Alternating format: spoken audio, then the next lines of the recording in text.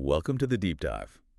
Today we're cutting straight to the most valuable insights on a topic that consistently sparks curiosity and ambition: real estate investing. That's right. We've compiled a robust stack of sources for you, everything from foundational guides and expert market analyses to, you know, nuanced community discussions and practical tips for beginners. Exactly. Our goal today is really to sift through the sheer volume of information out there. Mm-hmm. We want to extract the critical knowledge and actionable strategies you need to genuinely understand how real estate investment works. Right. Whether you're considering your very first property or maybe looking to refine an existing approach, this deep dive is crafted specifically for you. So if you've ever found yourself wondering, okay, how do I pinpoint the right property, or how do I really crunch the numbers, or even leverage technology to make things smoother, Yeah. you're in exactly the right place. Let's dig in. All right. So before we get into the specifics of finding deals and financing, our sources consistently highlight something crucial. Successful real estate investing starts with a rock-solid foundation. This isn't about overnight riches, is it? No, not at all. What's consistently reinforced, particularly in the Ultimate Beginner's Guide, is this profound emphasis on preparation. Okay. It's a journey, really. It demands planning, patience, and persistence. Right? And a key insight here is that you absolutely don't need to pay some guru for success. The amount of high-quality free information available today is just staggering. That's a powerful thought. So for you listening right now, how do you even begin building that strong foundation without feeling, overwhelmed? Well, education is paramount. That's the first step. Our sources highlight various ways: books, specialized blogs, podcasts, yes, like this one. Naturally. But perhaps the most impactful method mentioned: finding a mentor. A mentor. Oh, Not necessarily a paid one, right. what our sources call an organic mentor. An organic mentor. I like that. It resonates. What's the key then to finding someone who's willing to share that kind of knowledge? It seems to be about building genuine relationships. Many successful investors, apparently, are keen to share their insights, often just through friendship or by connecting with others in the community. Yeah. The crucial advice seems to be: make yourself valuable to them first, Oh, okay. and don't expect anything in return initially. That reciprocity, that give and take, it builds over time. Makes sense. Yeah. So beyond personal education, how do you translate that knowledge into a concrete, like a roadmap for your investing journey? Sure. Our sources really hammer home the importance of a business plan. Absolutely. Think of a business plan as your personal roadmap. It clarifies your mission, right? Defines your short and long-term goals, like maybe achieving $5,000 a month in passive income. Okay. It also forces you to nail down your chosen strategy. Is it flipping? Is it buying small multifamily properties? It helps set a clear timeline, identifies your target market, and really critically establishes strict property criteria. Right. Without it, you're essentially navigating blind. And as that roadmap comes into focus, it often highlights the need for a strong support network. Our sources emphasize you definitely can't do all of this alone. Who should be on your indispensable team? Exactly. A successful investor cultivates a team of professionals, and these aren't necessarily employees, but crucial allies. Like who? A trusted mortgage broker, a real estate attorney, an escrow officer or title rep, a savvy accountant, an insurance agent, a reliable contractor, and potentially a property manager or handyman, depending on your strategy. And finding them. The best way: referrals from other investors who've already built that trust. Word of mouth is huge here. That makes a lot of sense. Hey. Speaking of teams, this raises an important question that pops up in discussions. Should you work with a partner? Partnerships. They can be a bit of a double-edged sword. One source even compared it to a marriage. Okay, interesting comparison. On the plus side, you can pool resources, brainstorm ideas more effectively, divide tasks, show the risk, all good things. But the cons are real, too. Potential personality conflicts, decision-making can get bogged down, and, of course, smaller individual profits. Right. The key, if you choose this path, seems to be meticulous planning and really clear communication from the start, always aiming for that win-win approach. So you've got your foundation, your roadmap, your team potentially. Yeah. Now let's get into the core of any investment, the numbers. Yes. This is where the rubber meets the road, right? How do you actually know if a property is a smart move or just a money pit? This is precisely where understanding key metrics becomes absolutely indispensable. We need to look beyond just the purchase price. Okay. We're talking about income, expenses, and critically cash flow, the money truly left in your pocket after all operating expenses are paid. Got it. Cash flow. And then there's return on investment, ROI. It gives you a percentage of your original investment returned over time. While it sounds basic, its real power is in comparing different opportunities side by side. And how do net operating income, NOI, and the famous capitalization rate, cap rate, fit into this financial picture? Lots of listeners have probably heard these terms, but how they practically inform decisions. Great question. NOI is your income minus your operating expenses, but crucially, before debt service, before your mortgage payment. Okay, so pure operational profit. Exactly. It shows the property's true operational profitability. The cap rate then takes that NOI and divides it by the property's current market value. Right. It's widely used because it shows the unleveraged rate of return, basically, how much income a property generates relative to its price if you paid all cash.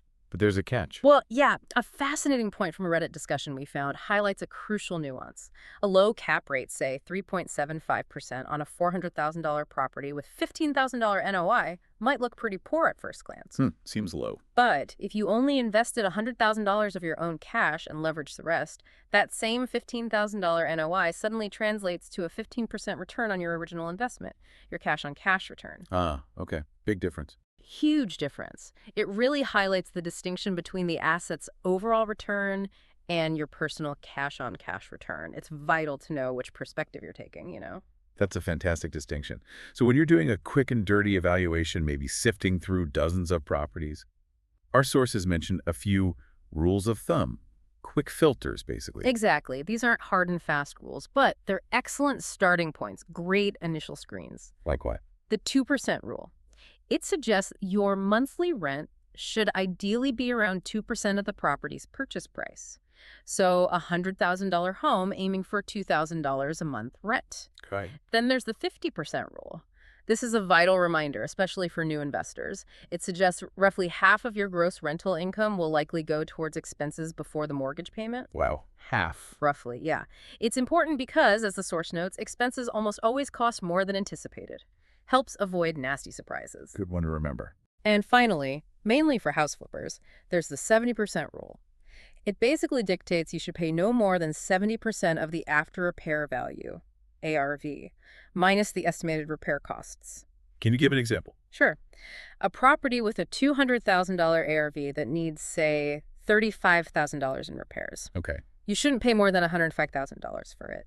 That's 70% of $200K, $140K, minus the $35K repairs. It builds in your profit margin and buffer. Got it. Those rules seem like great initial sanity checks. Definitely. And as you're sifting, you'll need tools, right? Many of our sources discuss the role of technology. What kind of software or digital aids can really streamline the number crunching and evaluation? Oh, absolutely. In today's market, leveraging tech is almost non-negotiable. It saves so much time. Right. While specific product names aren't our focus, understanding the types of tools is key. You'll find software specifically for deal analysis. What does that do? It can quickly calculate cash flow, ROI, cap rates based on your inputs, takes out the manual math errors. Then there are CRM tools, customer relationship management. For keeping track of people. Exactly. Organizing your leads, your contacts, especially crucial if you're sourcing deals directly from sellers. And don't forget market research platforms. They provide data on rents, property values, neighborhood trends, giving you insights far beyond what maybe a traditional agent might offer easily. The right software it streamlines everything. Reduces errors, saves time. Sure. Crucial. Now, armed with metrics and tools, how do you actually find those hidden gems? Those undervalued properties not plastered all over the MLS. Our sources offer some really ingenious ways. This is where the detective work begins, and it's genuinely fascinating stuff. Beyond the obvious, like the MLS or newspaper ads, some of the most effective strategies include Let's hear them. driving for dollars, literally what it sounds like. Just driving around. Yep. Driving through neighborhoods, specifically looking for rundown homes, overgrown lawns, boarded up windows. These often won't qualify for traditional loans due to disrepair. Creating an opportunity. Exactly. For a quick cash sale with potentially less competition, then there are tax delinquent properties. Where do you find those? Counties publish these lists. Properties where owners haven't paid their taxes. It's a free source, often identifies owners who are desperate to sell, maybe even at a loss, to avoid more back taxes or losing the property entirely. Wow, okay. What else? Property liens? Homes with various liens, unpaid contractor bills, HOA dues, even federal taxes are clear indicators of financial distress. Motivated sellers? Highly motivated sellers, usually. Also, look for code violations. Properties with unaddressed violations like that overgrown yard again or visible structural issues. It often signals an owner who's overwhelmed, disengaged, or just wants to unload a problem, ripe for negotiation. Makes sense. And pre-foreclosures. These are properties where mortgage payments have been missed, but the foreclosure hasn't finished yet. Huh. Reaching out directly can be a win-win. You offer the owner a way out, maybe save their credit. And you get a deal. And you potentially secure a deal before it hits the wider market. Oh, and a bonus one, probate listing. Estates. Exactly. Properties from deceased owners, especially if there's no will. If the heirs don't want the hassle or can't agree, these can be excellent, often overlooked opportunities. It really sounds like taking a proactive approach, doing a bit of legwork, can truly uncover some incredible value. It absolutely can. It's about looking where others aren't. So, you've got the foundational knowledge, you're getting good with the numbers, you're finding promising leads. The next logical question for many is, what kind of property should I actually invest in? What are the different niches and core strategies? Right, and the Ultimate Beginner's Guide has a great analogy here. It compares real estate to a box of chocolates, meaning there's a huge variety of niches. What suits one investor might not suit another at all. You need to find your flavor. Okay, tell us about some of those distinct niches then. What are the options? Well, you might start with single-family homes, often the entry point for new investors, pretty straightforward. Common starting point. Then there are multifamily properties, duplexes, triplexes, quads. These offer immediate economies of scale, right? And banks often finance them similarly to single-family homes, which is helpful. Good point. Then you scale up to larger apartment buildings, maybe 5 to 50 units. These are valued differently, more based on their income generation, not just comparable sales. That opens up different ways to add value. Interesting. Beyond residential. Oh, yeah. You can explore raw land, commercial properties like strip malls or office buildings, even mobile homes and mobile home parks. Quite diverse. And for a really hands-off approach, there are REITs, real estate investment trusts. Publicly traded companies owning income-producing real estate. You buy shares like stock. Like mutual funds for property. Kind of, yeah. And for those interested in the debt side, there's investing in notes, basically buying and selling the mortgages themselves. Fascinating. So once an investor picks a niche, what are the main strategies our sources outline for actually making money? They really distill it down to 3 core strategies. First, buy and hold. The classic. The classic. Purchasing a property, renting it out for long-term cash flow and appreciation. Plus, over time, your mortgage gets paid down, building equity passively. Steady approach. Second, flipping houses. Buying at a discount, fixing it up, making improvements, and then quickly selling for a profit. Speed is really key here to minimize those carrying costs. Mortgage, taxes, insurance. Higher risk, potentially higher reward. Potentially, yeah. Requires different skills. And finally, wholesaling. How does that work again? This is where you find a motivated seller, put their property under contract, and then you sell that contract, not the property itself, to another buyer, usually a flipper or landlord. For a fee. For an assignment fee, exactly. You never actually take ownership. It's often promoted as low startup cost, but it demands constant deal finding and really robust marketing skills. Got it. Now, for arguably the biggest question on everyone's mind, how do you actually pay for these investments? Many assume you need this massive pile of cash to even start. That's such a common misconception. Our sources light up a whole wide array of financing options that prove you absolutely do not always need a lot of your own money. Okay, let's explore these avenues. This is crucial for a lot of people listening. Totally. So, beyond paying all cash, which obviously simplifies things but sacrifices leverage. Right, less return potentially. You have conventional mortgages, pretty standard, but typically require a 20-30% down payment for investment properties, which can be a hurdle. Okay, what else? Portfolio lenders. These are often smaller, local banks or credit unions that lend their own funds instead of selling the loan off. Why does that matter? It means they can be more flexible with terms. They might do loans on properties that don't fit the standard conventional box. Worth talking to. Good tip. Then there are FHA loans, Ugh. government insured, primarily for owner-occupants. Right. But you can buy a duplex, triplex, or fourplex with as little as 3.5% down if you live in one of the units. It's called house hacking. House hacking. Just be aware of private mortgage insurance, PMI, with those lower down payments. And related to that are 203K loans. What are those? They're a subset of FHA loans that let you roll the costs of renovation into the loan itself, still with low down payments. Great for properties needing work. Very useful. Keep going. Okay. Owner financing. This is where the seller acts as the bank. The seller finances it for you. Yeah, directly. Often happens when they own the property free and clear. Terms can be highly flexible, negotiated directly between you and the seller. Interesting. Then you have hard money.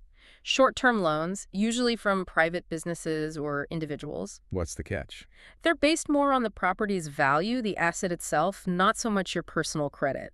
But interest rates are higher, maybe 8–15%, plus upfront fees called points. So you use them cautiously, usually for quick flips or short-term situations where speed is critical. Okay, so strategic use. Definitely. Similar, but often better, is private money. Loans from individuals, maybe people you know or network with. How's it different from hard money? Often fewer fees, more negotiable terms based more on your relationship and credibility. Building that network we talked about earlier is key to attracting private capital. Right, it all connects. Then, tapping into your own assets. Home equity loans and lines of credit, high HELOC, using the equity in your primary residence. How does that work for an investment? The loan is based on your home's value, not the investment property. So you can pull out cash, use it to make an all-cash offer on an investment, which is powerful. Plus, potential tax benefits. All right. We mentioned partnerships earlier. Bringing in an equity partner is a fantastic way to pool funds, share profits, and divide roles based on who brings what to the table. Leveraging other people's money and skills. Exactly. And finally, for bigger deals, commercial loans. These are for properties with more than 4 units. The focus shifts more towards the property's income-generating potential rather than just your personal income and credit score. Wow. That's an impressive array of funding options. Yeah. Really shows how accessible investing can be if you know where to look.